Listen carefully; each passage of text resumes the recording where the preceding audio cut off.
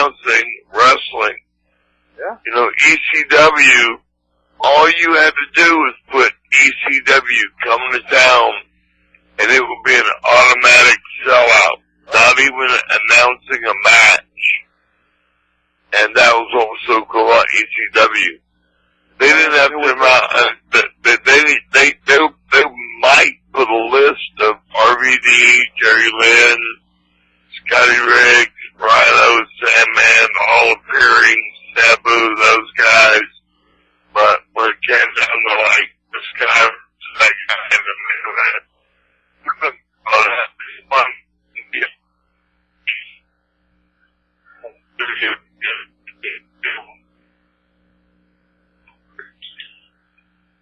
definitely will be seen on TV. They don't care about the wrestling, and they, believe me, like I said before, have some of the most tremendous talent there is in the business. They have some of the most beautiful women, but of course, the divas are copycats of what? Nitro Girls. Well, if you think Nitro about it, Girls started everything. Yeah. If you think about it, I'll put wrestling, you know, in this perspective. I'll compare it to football. Okay, you have like the Pittsburgh Steelers, my team. That is the Raiders. These teams, they're hardcore. Who's your team? Steelers, Pittsburgh. So, but let me just. We're gonna hate. I'm a Dallas Cowboys fan. No, but no. Doomsday defense. No, brother, but here goes the comparison. I'm going to get to you right now. All right, so we'll just talk about the Raiders. And the Raiders, you have a hardcore football team that's not about the glitz and the glamour or all that stuff. Now you go to the Cowboys, they're Hollywood. They know how to market it. That's why that's one of the most profitable teams in football. Oh, to put that star on your helmet. Yeah. Makes night and day. Yep. And that's why a guy like really does. A guy like wear that star. Yeah, with a guy like T.O. could have had that team in his hip pocket, but his ego just overtook him. Okay, you're not bigger than the team. You can't be. You can't be. And that's why with wrestling you have WWE, that's Hollywood. Okay, and they have every right to be because that's what they're geared towards.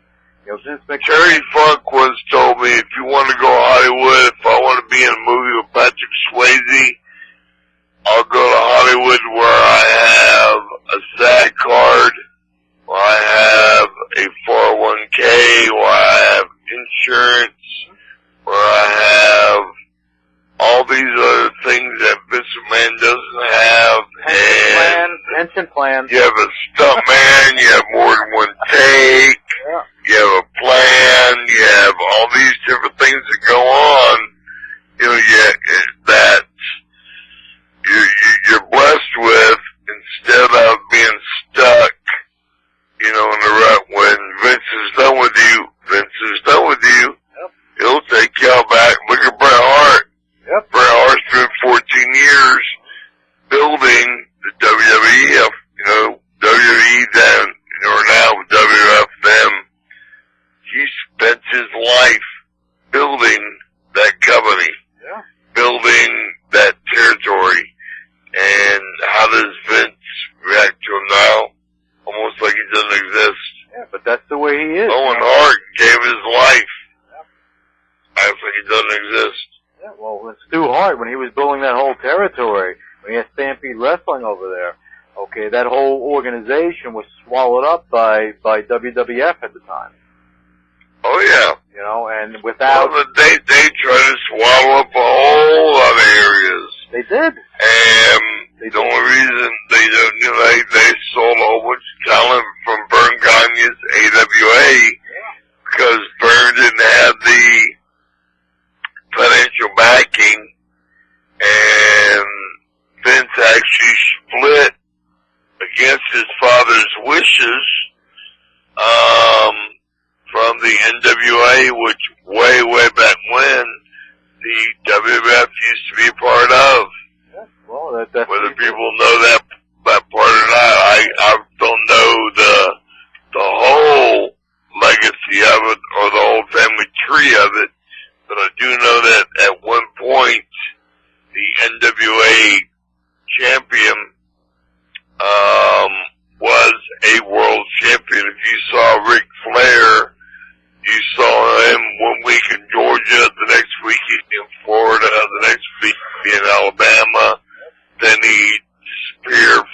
weeks because he'd be in New Zealand or Japan or Australia or Nova Scotia or Canada.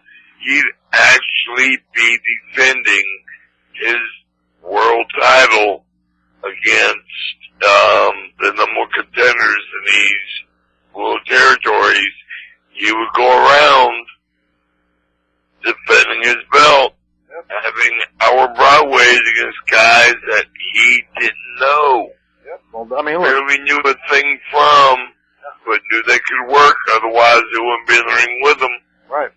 And then you got Hulk Hogan catching flights. God bless Hulkster, love him to death, good friend.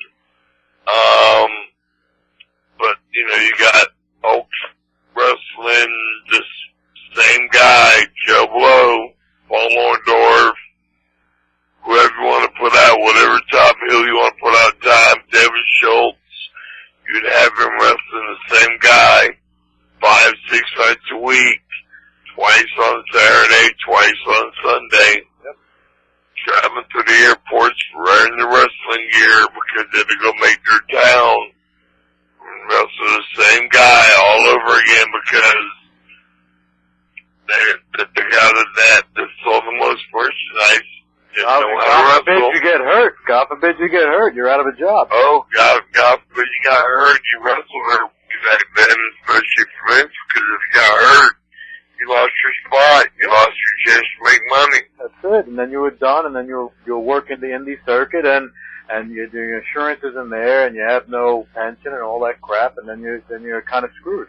And that happens a lot of times with a lot of guys.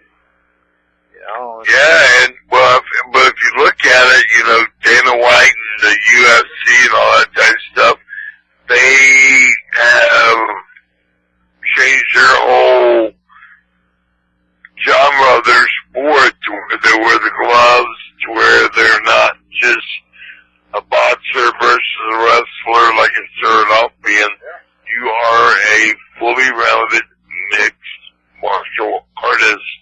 They evolve. That's why it is so highly watched. If you ever go to Japan and you get in front of a crowd and you wonder why it's so quiet, it's not because the crowd's bored, it's because they're intently watching everything that you do.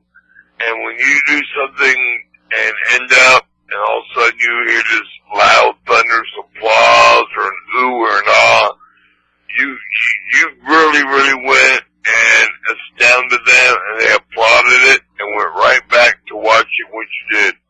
Here in the States, they're screaming at you, hollering at you. You don't know if you're doing good, bad, or ugly. Hard to get a feel every now and then.